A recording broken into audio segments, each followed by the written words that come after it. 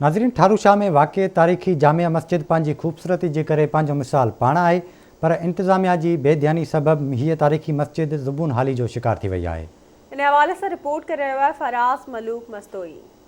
ही ठारूशाह शहर के मरकज़ में कायम ज़िले नौशरो फ़िरोज़ की सब खां क़दीमी जामिया मस्जिद है। हिन मस्जिद जो तामीराती कम सन 1946 ईस्वी में शुरू थियो, जेको 6 सालन ताईं जारी रहण बाद सन 1952 में मुकम्मल कयो वियो। क़दीम दौर के माहिर कारीगरन पंहिंजे हथन जो जादू हलाए मस्जिद के सिंगार में तमाम घणी सूंह भरी है, जीअं ॾिसण वारा ॾिसंदा ई रहिजी वञनि। साहिती जे क़दीमी दौर जे तामीर थियल इन मस्जिद जे चइनी पासन जे दीवारुनि ते रंगनि सां रंगियल क़ुरानी आयतूं मस्जिद जी सूंह ऐं ख़ूबसूरती में वधीक इज़ाफ़ो आणनि थियूं। मस्जिद जे पेश इमाम ॿुधायो त हिन मस्जिद में निमाज़ वारे वक़्तु 300 खां वधीक जमायती निमाज़ पढ़ण ईंदा आहिनि। मस्जिद जी बिल्डिंग शहर खां काफ़ी हेठि थी वञण करे बरसातुनि जो पाणी मस्जिद अंदरि अची वञे थो, जंहिं सबबि मस्जिद हिन वक़्तु काफ़ी हेठि ऐं ज़बून हाली जो शिकार बणियल आहे। मस्जिद जे पेश इमाम साईं मोहम्मद ईसा चना ऐं शहरियुनि सरहदी वारनि खां मुतालबो कंदे चयो आहे त हिन मस्जिद जो कारीगर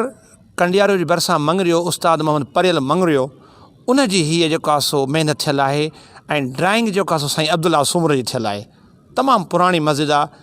मुखीर हज़रात खे गुज़ारिश आहे त हिन में ताउन कयो त हीअ जीअं असां सो उन टाइम जी महिनत खे असां क़ाइमु ऐं दाइमु रखूं। ठारूशाह जी ॾाढी पुराणी मस्जिद आहे, इन में सुठो कमु थियल आहे ऐं अहिड़े हिसाब सां माना सुठी ठहियल आहे। या असांखे शहरियुनि सां अपील आहे त हिन मस्जिद में ताउन कनि। असांजे शहर ठारूशाह जी ही असांजे डिस्ट्रिक्ट लेवल ते जामिया मस्जिद क़दीमी आहे। असांजे वॾनि जूं यादूं आहिनि, असांजा जेके वॾा गुज़ारे विया आहिनि उन्हनि जूं सभिनी जूं यादूं आहिनि ऐं ख़ूबसूरत में ख़ूबसूरत असांजे डिस्ट्रिक्ट में अहिड़ी का मस्जिद वॾी आहे कान। जॾहिं त शहरियुनि सिविल सोसाइटी जे माण्हुनि ऐं मस्जिद जे पेश इमाम ऐं ॿियनि वधीक चयो त सरहदी वारा माण्हू ऐं मक़ामी इंतज़ामिया ताउन करे जीअं हिन साहिती जे क़दीम दौर जी तामीर थियल मस्जिद जो वजूद ऐं सूंह बरक़रार रखी सघिजे।